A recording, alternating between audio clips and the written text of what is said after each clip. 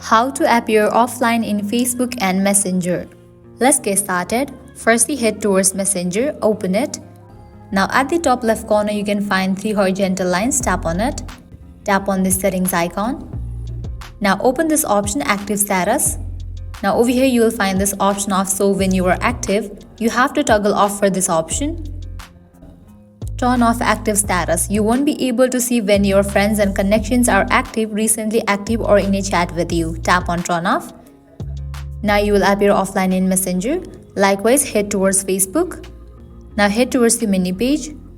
Now at the top right you will find settings icon, tap on it. Over here you will find different sections. Scroll down, under audience and visibility you can find the option of active status, open it. Now you have to toggle off for this option, so when you are active. Tap on turn off. With that you will be good to go. So this is how to appear offline in Facebook and Messenger. I hope you guys are clear about it. At the end, if you guys find this video helpful, don't forget to like, share and subscribe. Thank you.